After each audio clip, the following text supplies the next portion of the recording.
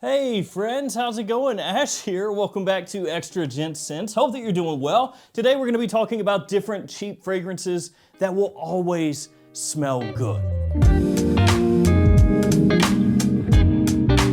Will they always be cheap? I don't know, but as of when I'm filming this video, they're cheap, and that's good enough for me. So if you're watching this in like 2031 or something, all bets are off. How is it in 2031? Pretty good, I hope. So yeah, 7 different fragrances. All of these you can find for a pretty good price from discounters in the US. Most of these are gonna be under $40. All of them are under $50, so pretty cheap. All of them will be linked down there in the description. Feel free to check them out if you so desire, and let's just get it started off with this one, Kenzo Homme Eau de Parfum. Now, don't get this one confused with Kenzo Homme Eau de Parfum. So there's another newer edition of Kenzo Homme Eau de Parfum that does not come in this style bottle. It comes in the new bamboo style bottle that looks like this over here. The fragrance that I'm talking about comes in this different, svelte, more old school style bottle. Although this one actually looks pretty fresh as is, I gotta say, nice gradient. So this fragrance right here never took off in a big way, obviously. I mean, it's, you know, basically just been relegated to the dustbin of history since they reused the exact same name, put it into a different bottle with a completely different fragrance. And also, it didn't get a massively positive reception from the fragrance community at large, but for the price point that you can pick this up for, as of this video, about 44 bucks, this is super solid. So this is a fresh aquatic scent. It's got some sweetness to it. You have mint in here, you have citrus, of course, aquatic notes, and it has pretty good performance. Lasts a long time, projects well for me. You have a touch of spiciness in there, some woody notes as well. It's gonna remind you a little bit potentially of Invictus Aqua, a little bit in that style, but not close enough that you would say that this is a replacement for that one or a one-to-one with that one or anything like that.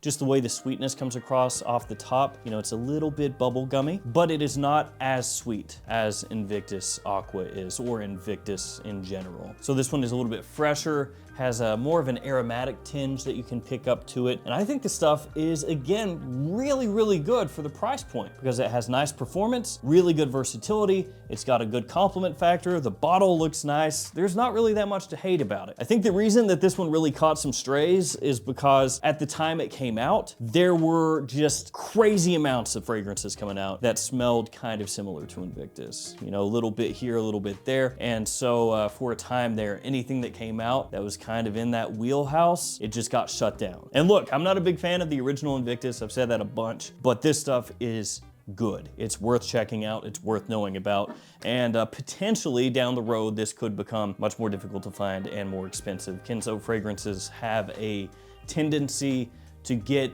more expensive, much more expensive upon discontinuation once the stock runs dry. And I know you're like, yeah, man, everything does, but Kenzo especially. After that one, a personal favorite of mine, Versace's The Dreamer. Now I know this one's divisive. Some people cannot stand The Dreamer. Some people think it's garbage, whatever.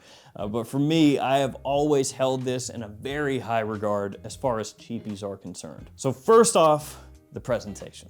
It looks awesome, in my opinion. Just really cool, very unique, built-in atomizer up top that actually functions pretty well. Kind of want to wear this right now, but I'm already wearing a fragrance, so I'm not going to do it. This will have to do. So it's really aromatic. It has lavender in there, it has tobacco leaf, it has tonka, sage, and when it opens up is where it either really hooks you or loses you. It's got kind of a classically masculine feel to it. It has carnation as one of the notes. Carnation used to be used all the time in men's fragrances, and then that kind of went out of fashion as time went on. It has solid performance. It's not too loud, but it's not weak either. Kind of a nice middle ground for me. You can use it spring, fall, daytime, nighttime, nice office fragrance, quite unique as well. There's really nothing else out there that smells like The Dreamer. So whenever this does end up going away and you can't find it anymore, for me, it's gonna be a sad day because this is one of those rare fragrances that is from a big fragrance house that doesn't cost that much, that doesn't smell kind of like a retread of something else. And that's not to take a shot at other fragrances that have similarities to other things out there. It's just, this is kind of its own little thing. Well, let's just get this out of the way since I brought this one up. Wow, it doesn't really smell like other stuff. This is an Armaf. So we already know what the score is. right? It's a clone. It's emulating something else out there. This one is Odyssey Aqua, and you can find it for about $25. And this smells like Invictus Platinum. I know, it's not intentional, the Invictus thing. I promise after this, no more Invictus, okay? Realistically, I could have filled this list up with clone fragrances, just loaded it down because they're cheap, typically. And the quality is really nice on clone fragrances nowadays, at least the majority of them that are coming out. But I wanted to keep it more with fragrances from traditional fragrance houses. So just one clone today. So like I said, this is a clone of Invictus Platinum, and it is just absurdly close. This is one of those clone fragrances where you smell it and you go, oh, that's not a twist. That's just the fragrance that it's copying like 99%. That doesn't happen very often, but when it does, it kind of makes you stand up and take notice. Oftentimes clone fragrances will have at least a little twist, a little change, a little something that's different from the original where you can point to it and go, okay, well that's really what's gonna be the differentiator between this and that. But this smells pretty much like just Invictus Platinum. So basically you want Invictus Platinum on the cheap, get that. And Invictus Platinum itself is a bit similar to Bad Boy Cobalt. From there, Montblanc Legend, the Eau de Toilette. This is still a super popular fragrance. This stuff sells like crazy. One of the best-selling fragrances in the United States, and has a bunch of flankers. Of course, the newest one coming out, Legend Blue. As of when I'm shooting this video, no idea how good that is, or bad, but another one's coming out. This is just to say, really successful line of fragrances. Now this one came out in, I believe it was 2011, and it smells similar to Abercrombie & Fitch Fierce. Fierce, at one point in time, you could not avoid. It was everywhere, man. I worked in the mall for 3 years. I smelled Fierce every day of my life for 3 years straight. That's not an exaggeration. Legitimately every day, like 1,000 days in a row, smelling Fierce. So I'm pretty familiar with that scent profile. When it hits my nose, I'm like, ah, flashback, PTSD. A Legend smells like that. Now, Fierce to me does not smell bad. It is kind of the smell of my youth to an extent, so that's weird. But it doesn't smell bad. It's a really appealing scent profile. It's masculine, it's clean, it's a little bit sweet, it's fresh, very, very easy to wear. I mean, all year, daytime, nighttime, you can wear Fierce and you can wear Legend. So this one has lavender and apple as some of the main players. Lavender right off the top, you can pick it up immediately. The apple in here gives you a nice sweetness. Like I mentioned before, it's not too much. You know, it's not sugary, it's not bubblegummy, it's just a little crisp sweetness when you first spray this on. Now, along with that apple, you're gonna get a little bergamot, you're gonna get pineapple in there as well, and you have tonka as it dries down in the base. So that sweetness carries through, but it never does become something that wallops you upside the head. Now the performance on this is so-so, but that's not really a big deal because it's so cheap. You can spray it on like crazy if you want to, you know, douse yourself in it, and you can replace it for next to nothing. One thing I will say about Legend is I feel like it's gotten some unwarranted hate over the years just because it does smell kind of similar to Fierce, and Fierce is a fragrance that people love to hate on. One of those things where I think some people just feel that they score like points, they score credit for hating on something that was very successful. So you'll see a lot of stuff, depending on how hard you look, calling it synthetic trash, garbage, you know, a mall fragrance for children, etc., etc. I wouldn't put too much stock in that. The fragrance itself is actually very versatile. People love it. It's a compliment puller. It doesn't cost much. It's easy to wear. I mean, there's a lot to like here. And in my opinion, it is not at all a garbage fragrance. I mean, come on. From there, we have Trussardi's Riflesso. This one has been kind of an under the radar hidden gem since it came out. Yeah, this one did not take off. It's very affordable from discounters, has been for years. The bottle is a little love it or hate it, has kind of a washboard thing going on there. The fragrance itself, a little bit reminiscent of something like La Nuit de l'Homme. So in that style, you could say. For the price point, this is a sick deal. Just a great pickup. It's got a nice sweetness to it, warmth, very alluring kind of scent profile. So with this, you have green apple, lavender, violet, tonka, and leather as some of the notes in the scent.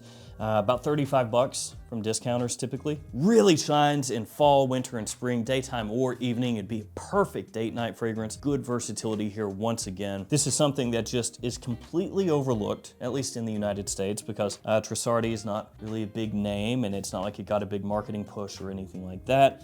For the price point that you can pick this up for, it is an absolute steal. This stuff is fantastic. I really wish they would come out with some more Riflesso fragrances, but I don't know if that's gonna happen. Then we got this one, Varvatos Artisan Pure. I really like this. I've got multiple bottles of it, backup bottles, because there was a discontinuation scare years back where it was difficult to find this, and everybody was like, well, I'm pretty sure it's discontinued. You're never gonna be able to find it again. So I got a couple backup bottles, and nowadays you can find it for around $30, I think. Sometimes a little bit less. But that's okay, because if it ever does get discontinued to the point that you can't find it, I'm set. I'm good. No worries for me. So this guy right here, this is a summer staple. Just smells classy, very, very smooth. The citrus in here, and there's a bunch of citrus. It's lightly zingy. You know, it's not overly carbonated or anything like that. Just has a nice liveliness to it, and at the same time very smooth, almost pillowy at times, the way the citrus comes across. And the way that it hits your nose, you pick up like greenery in there, almost like the green from the leaves from the grass is in there as well, just along the edges. Not aggressive, it just adds life to the scent when you smell it. Paints a better picture, a wider picture.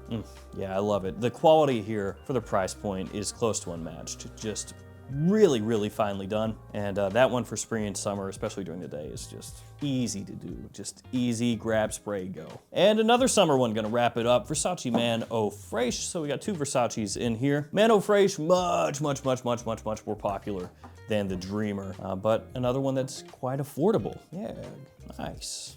So this is very fresh, tropical, a little aquatic in there. Starfruit is one of the notes off the top here.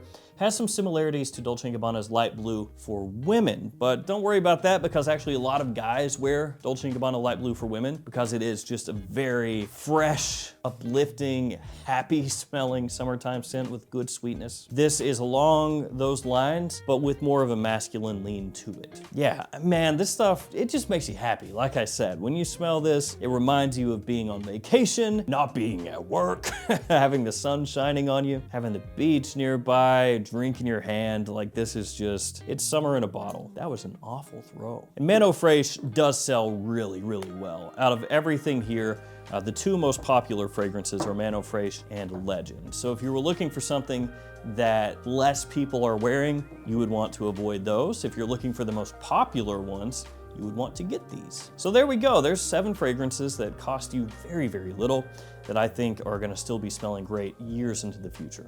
Thank you guys for hanging with me. In case you couldn't tell, it's pretty late at night, but I just wanted to shoot something real quick and do it in kind of a more laid back way. Thank you guys for hanging with me. I'll see you all tomorrow with another video. See you guys later.